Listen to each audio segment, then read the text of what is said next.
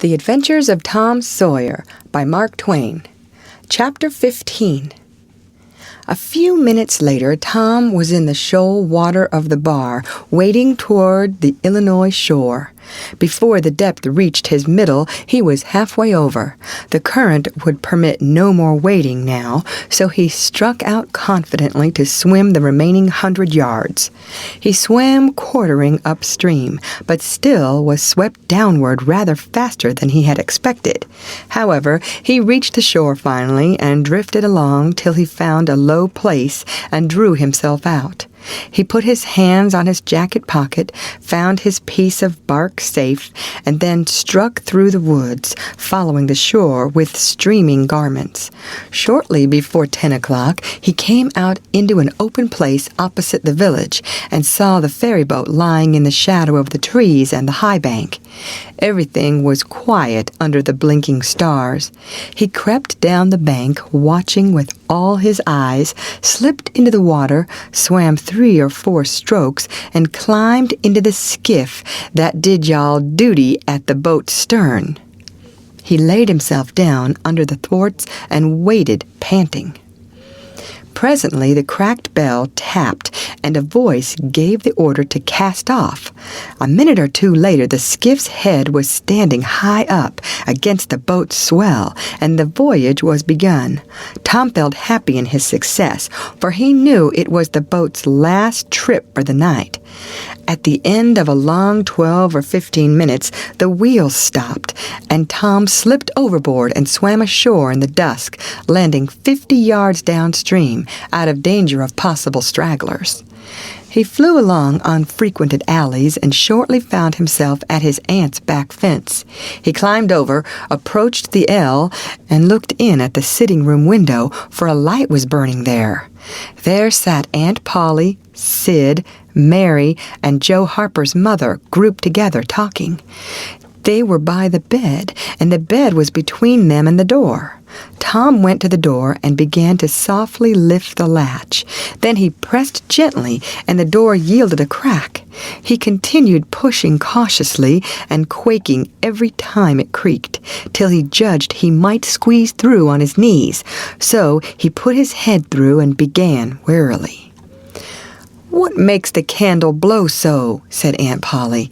Tom hurried up. "Why, that door's open, I believe." "Why, of course it is. No end of strange things now. Go along and shut it, Sid." Tom disappeared under the bed just in time. He lay and breathed himself for a time, and then crept to where he could almost touch his aunt's foot. "But as I was saying," said Aunt Polly, "he weren't bad, so to say, only mischievous. Only just giddy, and harum-scarum, you know. He weren't any more responsible than a colt. He never meant any harm, and he was the best-hearted boy there ever was." And she began to cry. "It was just so with my Joe. Always full of his devilment, and up to every kind of mischief.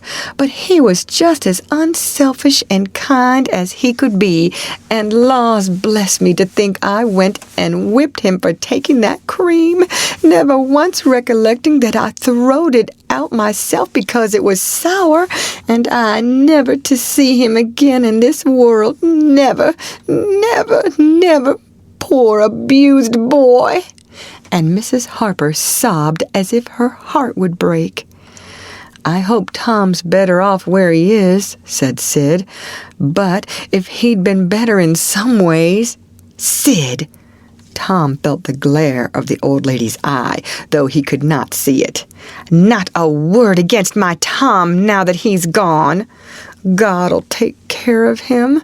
Never you trouble yourself, sir. Oh, Mrs. Harper, I don't know how to give him up. I don't know how to give him up. He was such a comfort to me, although he tormented my old heart out of me most. The Lord giveth, and the Lord hath taken away. Blessed be the name of the Lord. But it's so hard. Oh, it's so hard. Only last Saturday my Joe busted a firecracker right under my nose, and I knocked him sprawling. Little did I know then how soon. Oh, if it was to do over again, I'd hug him and bless him for it. Yes, I know just how you feel, Mrs. Harper. I know just exactly how you feel. No longer ago than yesterday noon, my Tom took and filled the cat full of painkiller, and I did think the creature would tear the house down, and God forgive me, I cracked Tom's head with my thimble. Poor boy, poor dead boy. But he's out of all his troubles now, and the last words I ever heard him say was to reproach. But this memory was too much for the old lady, and she broke entirely down. Tom was snuffling now himself, and more in pity of himself than anybody else. He could hear Mary crying and putting in a kindly word for him from time to time. He began to have a nobler opinion of himself than ever before. Still, he was sufficiently touched by his aunt's grief to long to rush out from under the bed and overwhelm her with joy.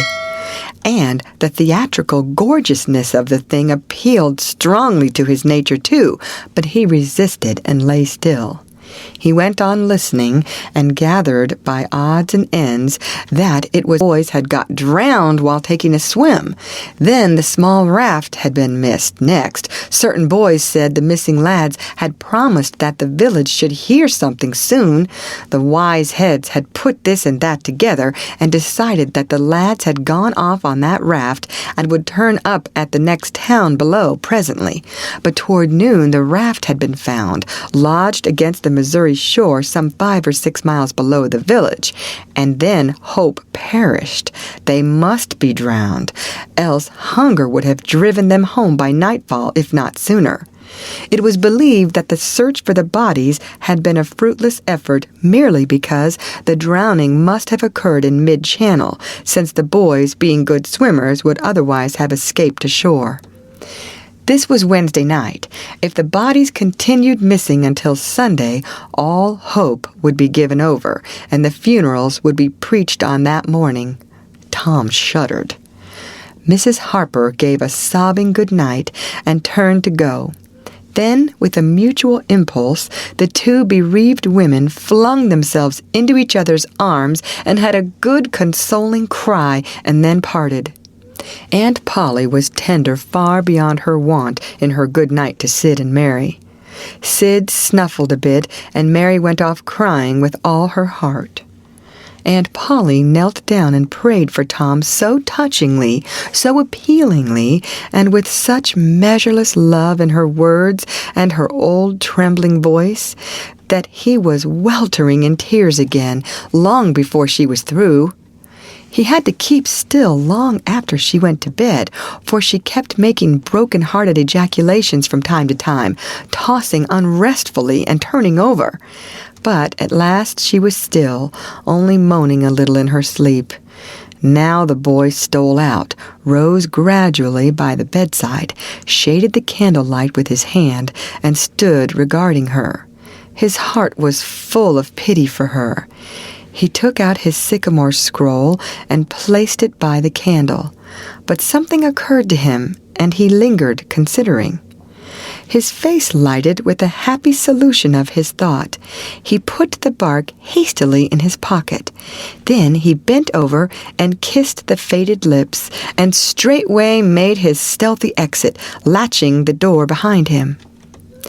He threaded his way back to the ferry landing, found nobody at large there, and walked boldly on board the boat, for he knew she was tenantless, except that there was a watchman, who always turned in and slept like a graven image. He untied the skiff at the stern, slipped into it, and was soon rowing cautiously upstream. When he had pulled a mile above the village, he started quartering across and bent himself stoutly to his work. He hit the landing on the other side neatly, for this was a familiar bit of work to him. He was moved to capture the skiff, arguing that it might be considered a ship and therefore legitimate prey for a pirate.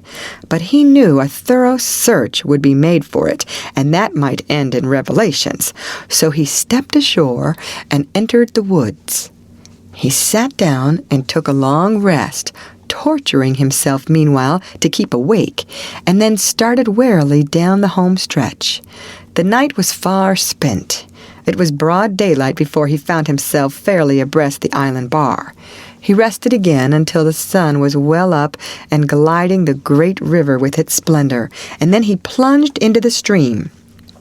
A little later he paused, dripping upon the threshold of the camp, and heard Joe say, "No, Tom's true blue, Huck, and he'll come back. He won't desert. He knows that would be a disgrace to a pirate, and Tom's too proud for that sort of thing. He's up to something or other. Now I wonder what." "Well, the things is ours anyway, ain't they?" "Pretty near. But not yet, Huck. The writing says they are if he ain't back here to breakfast." "Which he is!" exclaimed Tom, with a fine dramatic effect, stepping grandly into camp. A sumptuous breakfast of bacon and fish was shortly provided, and as the boys set to work upon it, Tom recounted and adorned his adventures. They were a vain and boastful company of heroes when the tale was done. Then Tom hid himself away in a shady nook to sleep till noon, and the other pirates got ready to fish and explore. End of chapter.